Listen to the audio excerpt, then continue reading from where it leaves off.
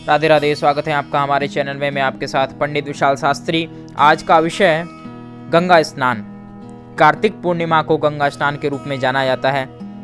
सभी सनातन धर्म के जो भक्तजन हैं बड़े ही उत्साह और उमंग के साथ हरिद्वार में और जो भी जिनके सन्निकट गंगा तीर्थ आदि हैं या अन्य कोई पवित्र नदियां हैं वहां पर जाकर स्नान आदि करते हैं, जिनसे उनको परम पुण्य की प्राप्ति होती है। सबसे ज़्यादा महत्वपूर्ण है गंगा स्नान। और भी इससे जुड़े हुए अनेक महत्वपूर्ण तथ्य हैं, क्योंकि और भी कई कथाएं इससे जुड़ी हुई हैं, तो महत्वपूर्ण जानकारी इस वीडियो में आपको प्राप्त होगी। सबसे पहले जान लेते हैं आज का पंचांग। आज दिन शनिवार, कार्तिक माह शुक्ल पक्ष, सप्तमी तिथि रात्रि 9:45 तक रहेगी। इसके पश्चात अष्टमी तिथि आरंभ होगी। आज नक्षत्र श्रवण है जो प्रातः 9:52 तक रहेगा। इसके पश्चात धनिष्ठा नक्षत्र आरंभ होगा। आज योग ध्रुव, करण, गरज और वाणिज्य। राहु काल का समय 9 बजे से आरंभ होकर 10:30 तक। अभिजित मुहूर्त का समय 11:37 से आरंभ होकर 12:19 तक। शुभ मुहूर्त का समय रहेगा प्रातः 8 बजे से आरंभ होकर 9:30 तक। शाम को शुभ समय 5 बजे से आरंभ होकर 6:30 तक। तिथि के अनुसार ताड़ के फल का सेवन नहीं करना चाहिए। दिशा शूल पूर्व दिशा में पूर्व दिशा की यात्रा आरंभ ना करें। यात्रा अति अनिवार्य है।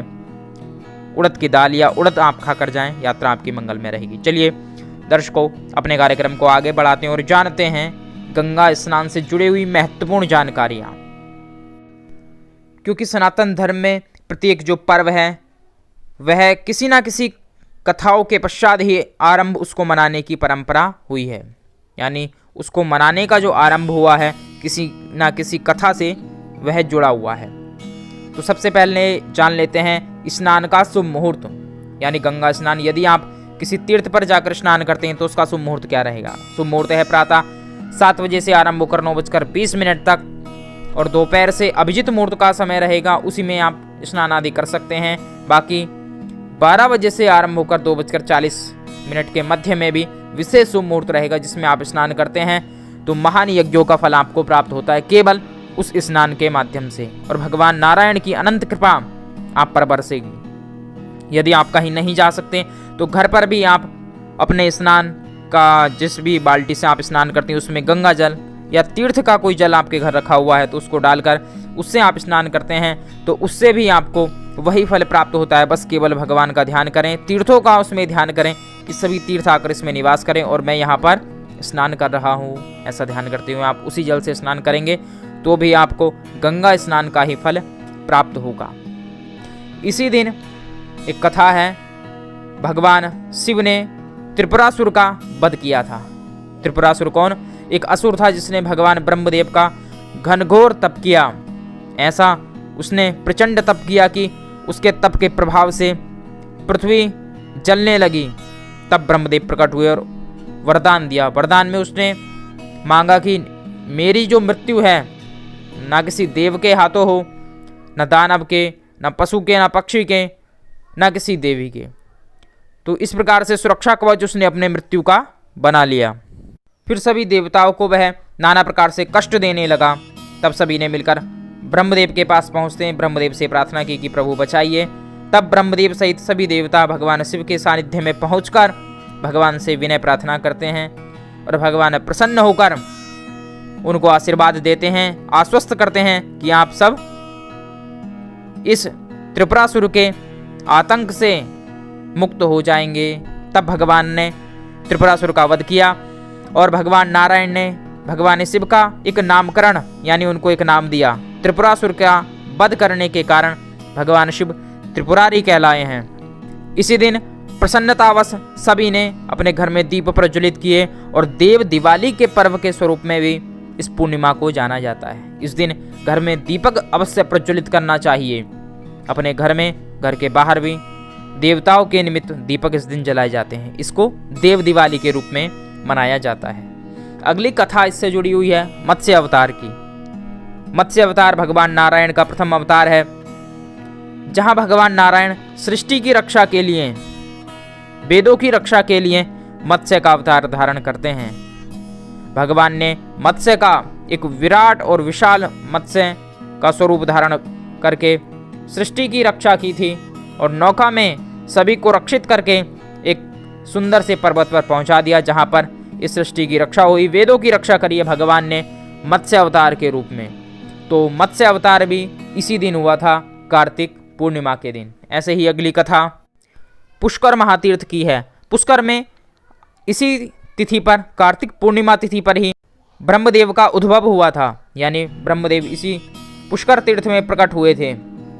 तो इस दिन पुष्कर तीर्थ में जाकर भी स्नान करने का बड़ा महात्म्य है। भगवान ब्रह्मदेव की अनंत कृपा प्राप्त होती है, साथ ही में ब्रह्मलोक की भी भक्त को, साधक को प्राप्ति हो जाती है ब्रह्मलोक की। तो यह भी एक बड़ी ही अद्भुत कथा इसी तिथि से जुड़ी हुई है। कार्तिक पूर्णिमा पर तुलसी जी का भी अवतरण कहा जाता है, यानी तुलसी जी का भी उद्भव इसी दिन कहा जाता है कि कार्तिक पूर्णिमा के दिन ही तुलसी जी का भी अवतार इस धराधाम भूमि पर हुआ था, प्रत्येक जीव के कल्याण की कामना से।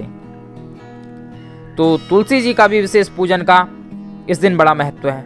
अवश्य तुलसी जी में एक घी का दीपक प्रज्वलित करना चाहिए, प्रातः काल भी और संध्या काल भी। तुलसी जी की आरती भी करनी चाहिए और सुंदर सी एक चुनरी भी तुलसी जी को उड़ानी चाहिए। गंगा स्नान पर यदि हम स्नान करने किसी महातीर्थ में जाते हैं, कोई हमारे आसपास तीर्थ है और परम सौभाग्य है हमारा कि हम वहां पहुंचते हैं और यदि स्नान करते हैं, तो उसका फल क्या होता है, क्या आप जानते हैं? नहीं। तो शास्त्रों के अनुसार यदि आप गंगा स्नान पर गंगा जी में स्नान करते हैं तो 1000 अश्वमेघ यज्ञ, 100 वाजस्नेय यज्ञ का फल आपको प्राप्त होता है, केवल एक स्नान मात्र से। पूर्व में जो सतयुग, त्रेता, द्वापर इत्यादि हैं, उनमें इतने कठोर यज्ञ आदि करने पर जो पुण्य प्राप्त होता था, वह केवल आपको गंगा जी के स्नान से ही प्राप्त हो जाता है।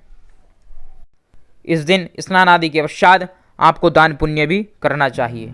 यदि आप किसी तीर्थ पर हैं तो यथा सामर्थ्य जिसको आवश्यकता है वहाँ आप फलों का दान कर सकते हैं, अन्न का दान कर सकते हैं, वस्त्र का दान कर सकते हैं, या जो भी सामर्थ्यता है उसके अनुसार आप दान कर सकते हैं।